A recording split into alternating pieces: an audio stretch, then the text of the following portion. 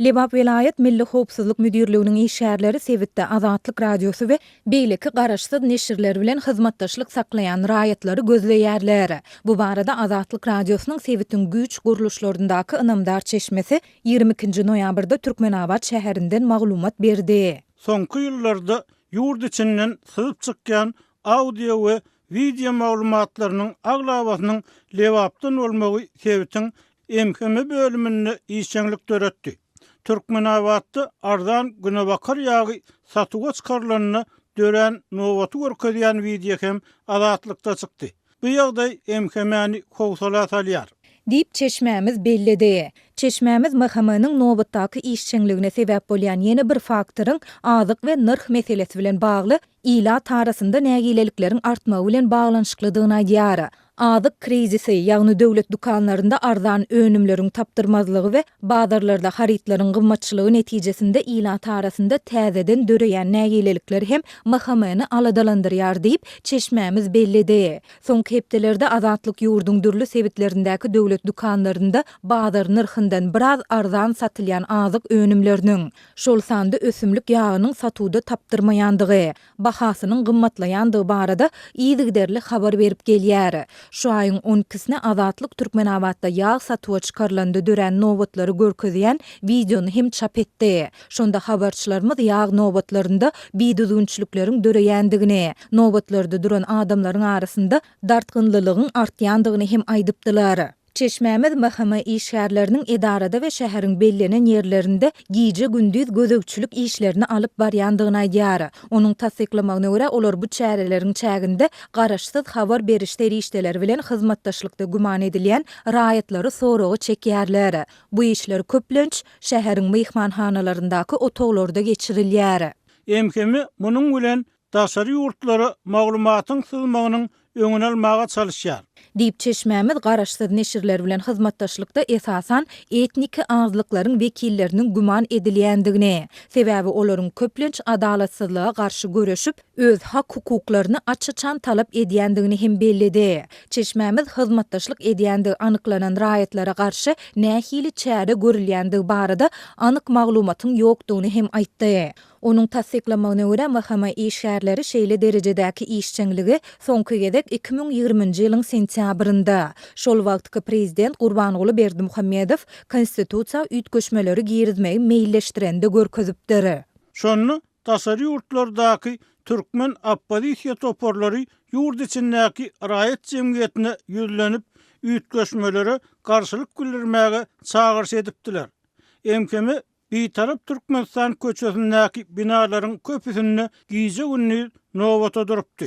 Diýip çeşmämiz bellidi. Azatlyk bu ýagdaýlar barada Sewitiň Milli Howpsuzlyk Müdürlüginden resmi tesbir alyp bilmedi. Türkmen häkimetleri garaşsyz neşirlere maglumat syzdyrýan, internetde ýurt barada tanqidi maglumatlary çap edýän, şeýle-de özara söhbetdeşlikde ýa-da köpçülik ýerlerinde hökümet we prezident barada kemsidici sözleri aýdýan ýa-da özüge pikirli adamlara garşy göreşini wagtal güýçlendirýär. Şeýle çäreler soňky gedek şu ýylyň bahar tomus aýlarynda ýygjamlaşypdy. Şonda häkimetler raýatlara gözegçiligini ýygyderli güýçlendirip, özleri tarapyndan ygtybarsyz raýat hasaplanýan adamlary gözlediler. Häkimetleriň bu çäreleri türkmen halkynyň internetde we özara duşuşyklarda açyk pikir alışmalarynyň has işçiňleşýändigi baradaky maglumatlaryň ýygjamlaşan wagtyna gabat geldi. Düýbi Parijde yerleşen Serhetsiz Reportyorlar Guramasının metbuat azatlygynyň dünýädäki ýagdaýy boýunça 2024-nji ýylyň 3-nji maýynda çap eden hasabatynda Türkmenistan bu ugurda 180 ýurduň arasynda 175-nji boldy. Türkmenistanda ilanta bazar nyrhyndan arzan satylýan ösümlik ýagynyň üpçünçligi bilen bagly bökdönçlükler saklanyp galýar. Mari welaýetinde günebakar ýagy ilanta çäkli möçörde satylýar. Lebap welaýetinde bolsa ýag gytçylygynyň fonunda hökümete tarapdar neşirde azyk önümleriniň arzanlandygy barada çap edilýän maglumatlar ilant arasyndaky nägileligi güýçlendirýär.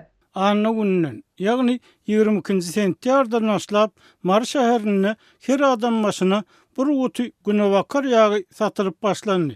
Bahasy 18 manat bolan ýag ýüklegiňi getirilip 2 sagada ýetmän satylyp gutarýar. Diýip marly ýaşaýjy anonimlik şertinde gurrun berdi. Adatlyk radiosynyň habarçysynyň 25-nji noýabrda sebitden beren maglumatyna görä, nobaty durýan adamlaryň sany diýsen kän. Adamlar daňdan sagat 5-de ýygnanyşyp başlaýarlar. Ýagy şäheriň Molanepet köçetiniň ugruna ýerleşýän Gökbadyryň ýerdemine Gurban Sultan Eje köçetiniň ugruna ýerleşýän Merw Sowda merkeziniň döwlet dukanyna satylýar. Bu dukanlaryň öňündäki nobatlarda golay goltumnak etraplardan hatda daş etraplardan mikroawtobus tutup gelen adamlary hem görse bolýar. Diýip başga bir şäher ýaşaýjysy anonimlik şertinde gurrun berdi. Nobatlara Milli Howpsuzlyk Ministrliginiň we polisiýa işgärleri gözegçilik edýärler. Polisiýa öňki ýyllarda bolşýaly adamlaryň özara uruş dawalarynyň öňüne almaga çalışýar. Mahkama bolsa raýatlaryň video we suraty düşürip, olary internet platformalarynda paýlaşmazlygyna gözegçilik edýär. Şeýdip halky kösemän bazarlarda we dukanlarda açaçan 18 manatdan güne bakar ýagy satylsa bolmaýarmyka? Ykdysady kynçylyklaryň işçiligiň arasyna arzan harida adamlaryň mätäçligi ýokurmakaly ýagy gymmatladyp 30 manat etmek näme gerek diýip adamlar nobatlarda öz aralaryny aýdyrşýarlar. Diýip yerli ýaşaýjy bellidi. Türkmenistanda garaşsyzlyk bayramynyň öňü sirasynda bazarlarda we hususy söwda nokatlarynda 17 manatdan bahalanan günebakar ýagynyň 1 litriniň bahasy birden 30 manada ýokurlandy. Sentýabryň ahirinde bolan tas 2 hisse çemesi ýokurlanma sarp edijileriň bazar sebedine agyram saldy.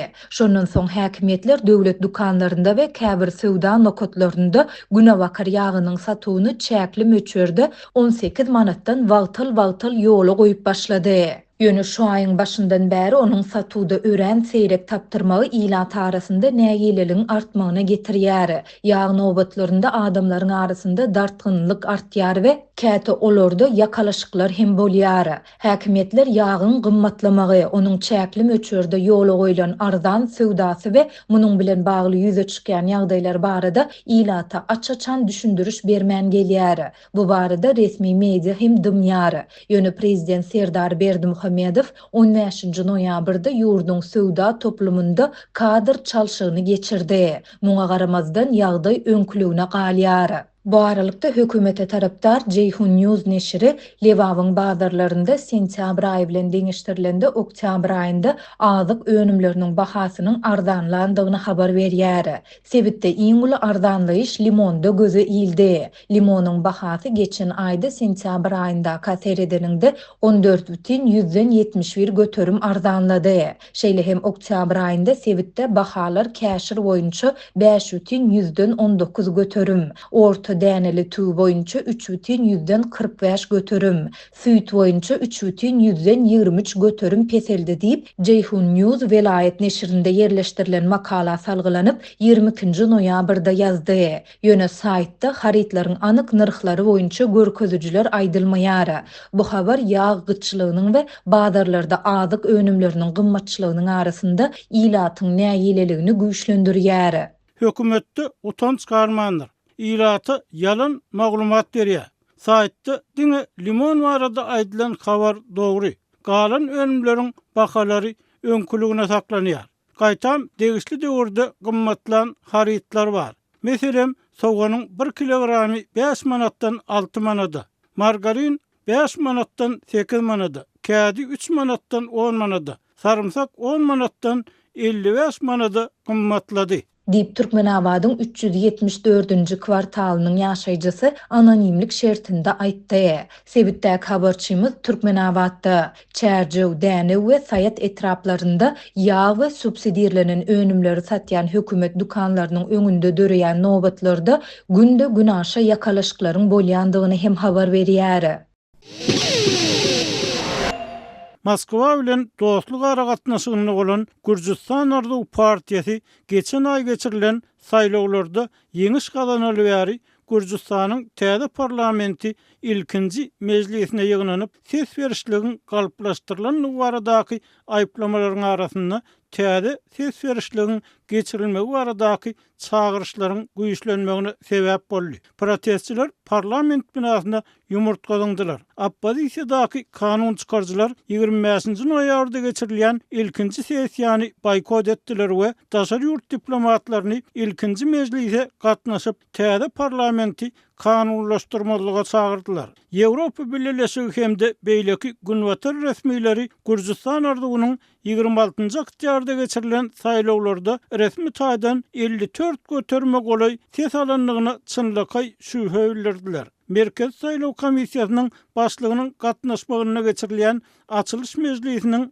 gün tertibindäki ilkinji mesele parlamentiň 150 agzasynyň ählisiniň häkimiýetini ikrar etmekden ibaret. Emma muňa garamazdan Gürjistanyň prezidenti Salome Zurabishvili Merkez Saýlaw Komissiýasynyň tasdiklan netijelerini ikrar etmekden ýüze gurdy. Zurabishvili saýlaw netijeleriniň konstitusiýa laýyk gelmeýändigini aýdyp, olaryň ýatyrylmagy baradaky talap bilen konstitusiýa kaziýetine ýüz tutdy. Protestçiler saýlaw kampaniýasy we ses berişlik wagtyna giň ýaran galplyklara ýol berilendigini, 2010-njy ýyldan bäri häkimiýet başynda bolan Gürjistan ardugynyň peýdasyna bolan netijelere orsiýetiň düýpli täsir ýetirendigini öňe sürýärler. Protestçiler parlament binasynyň daşyny toplandylar. Ýöne polisiýa işgärleri köp bolan soň girilgäniň öňüni baglap bilmediler. Zurabishvili X-däki ýazgysyna Gürjistanyny gara duşenbe. Polisiýa Gürjistan ardugy gullarynyň aňyrsyna konstitusiýamyzy öldürýän we parlamentimizi maskaralayan gapylaryny goraýar diýdi. Polisiýa öňkü demonstrasiýalary dargatmak üçin käte zorluk ulanyp tiz hereket etdi. Ýöne 25-nji noýabrda hiç ýyly dawa jenjal habary bolmady. Gürjistan ardugynyň milliarder esaslanyrjysy we hormatly başlygy Bezina Ivanishvili hem sessiýa gatnaşdy we onuň premier ministr hödürlemek hukugy bar. Resmi wezipesi bolmasa-da hökümetde agalyk edýär diýip bilinýän Ivanishviliň häzirki premier ministr Irakli Kobakidze'nin hökümet başlygy wezipesini galmagynyň tasdiklenmegi üçin deputatlara iteri bermegine garaşylýar. Gürjistan geçen ýyldan bäri Ýewropa Birleşigine agda bolmak üçin kandidat bolup durýar. Emma Gürjistan ardugynyň ýol başlygyna kabul edilen daşary ýurt täsiri kanuny we LGBT azlyklaryna garşy görülen çäreler bu tagallalaryň badyny gaçyrdy. Birleşen Ştatlar iýul aýyna Gürjistanyň hökümetine demokratiýadan ýyda çekilýändigini duýdurup, Tbilisi'e berilmeli 95 milyon dollardan gowrak kömegi bermän saklaýanlygyny ma'lum etdi.